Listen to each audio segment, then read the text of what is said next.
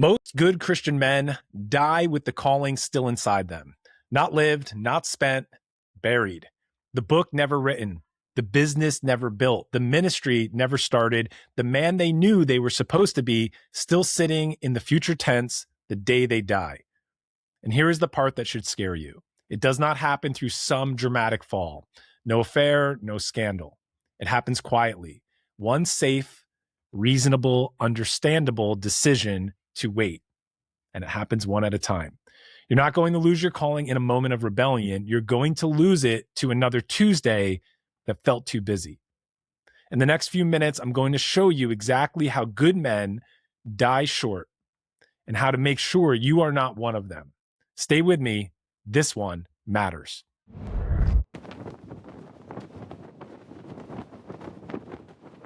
Okay, so here is who I'm talking to. You have a sense of it, the thing you are supposed to do. You have felt it for years. Maybe you've never said it out loud, but it's there. This pull. It's an ache, a quiet knowing that you were built for more than the life you're currently living. And so you keep waiting. You're waiting for the right time, for more certainty, for the finances to finally line up, for the season to calm down, for God to make it obvious. Meanwhile, the years are moving and that quiet knowing is starting to feel less like a promise and more like an accusation.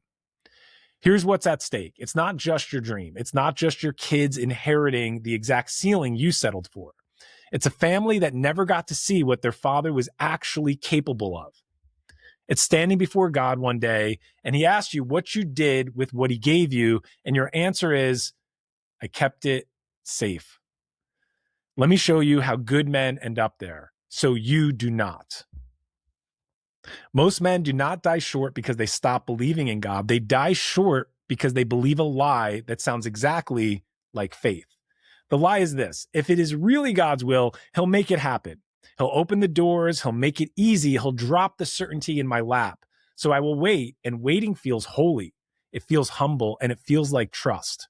Let me tell you, it is not trust. It is fear wearing faith's clothes, because that is not how God ever worked. He told Abraham to leave before he showed him where he was actually going. He told the priest to step up into the flooded river before the water parted.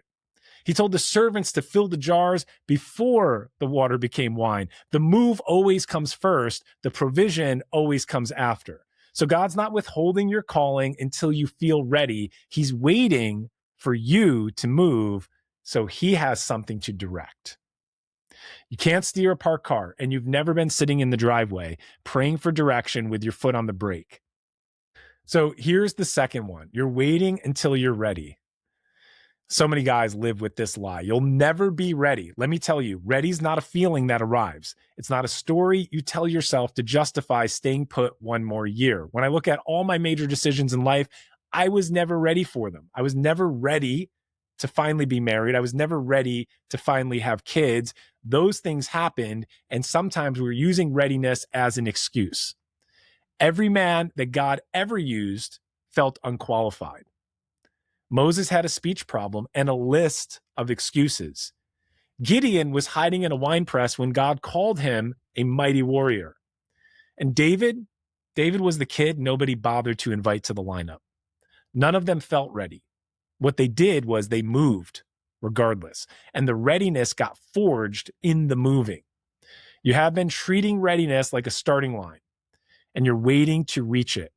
It's not the starting line. It is the finish line. You become ready by starting before you actually are ready. So if you're waiting to feel ready, I want you to hear me correctly and clearly. That day, it's not coming. And your calling is sitting there while you wait for a feeling that only shows up on the other side of the thing you will not start. Now, what I want to do now is I want to take you underneath both of those, because the waiting and the not ready are just symptoms. There is a root to these symptoms. Deep down, a lot of good men do not actually believe they are the kind of man who does something significant for God. They say that's for other men, more gifted men, more disciplined men, holier men. Definitely not me. So what they do, they shrink back to fit the lie. They aim low enough so they can actually hit it And they call that being realistic.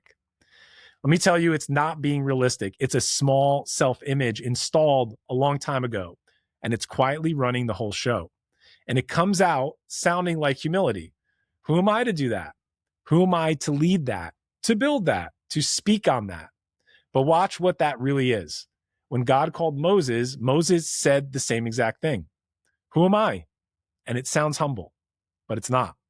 Because God did not answer that question.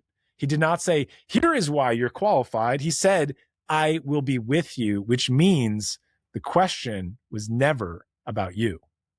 So your who am I was never humility. It was you making it about your adequacy instead of his presence. False humility is just pride turned inside out. It is still all about you.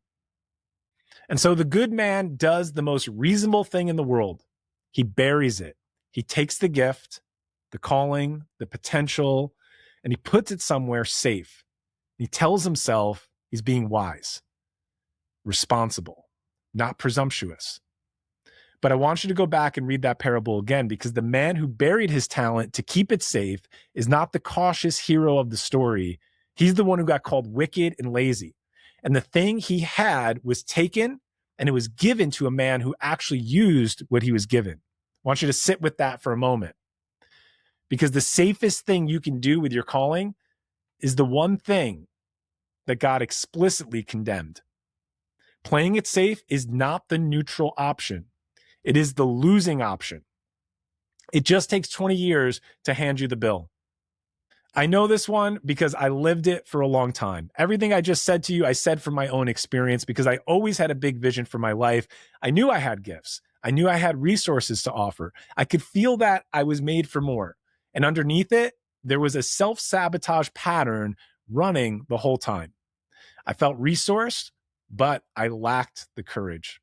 I was surrounded by fear that kept me from stepping into the man I knew I was supposed to be. So what did I do? I stayed busy. I built the career. I checked the boxes. I told myself the timing was not right, that I was being wise, that my season would come one day. And I carried this quiet shame because I was not moving on the thing that I knew I was made for. And again, I couldn't figure out why I could be so capable in some areas, but in this area, I felt so stuck. It was not a strategy problem. It was not a resources problem. What it was a root. There was a belief underneath me about who I was and what was possible for a man like me. And until that root got dealt with, no amount of information or willpower moved the needle. But when the root changed, the courage came, not the other way around. And the calling that had been sitting in the future tense for years finally moved into my present. So I want you to hear me. Your calling is not going to fulfill itself. God gave it to you. He is not going to live it for you. Potential does not become anything until a man moves. But it's not too late, because that ache you still feel, it's not an accusation. It's evidence. Fact that it still pulls at you means it's not dead. Most men your age have made peace with the ceiling, but you are still bothered by it. That is God keeping the door open. You do not need more certainty. You do not need to feel ready. You do not need better circumstances. You need to deal with the thing underneath that has kept you small. And then, and only then, you need to move. Good men die short of their calling, but not because they had to, because they waited for a day that never comes. Do not be the man who kept it safe. Be the man who spent it. So 2 next steps for you. First, I want you to subscribe. If you are done watching your calling sit in the future tense, this is your corner now. We do not manage the fear here. We go to the root of it. Second, I made you something free. It's called Built to Dominate. It breaks down the 3 lies that keep good Christian men stuck and small, including the exact one underneath a buried calling. It will help you spot which one has been running you. The link is below in the description. Whatever you are not changing, you are choosing. Let's go change it. Lead, fight, win.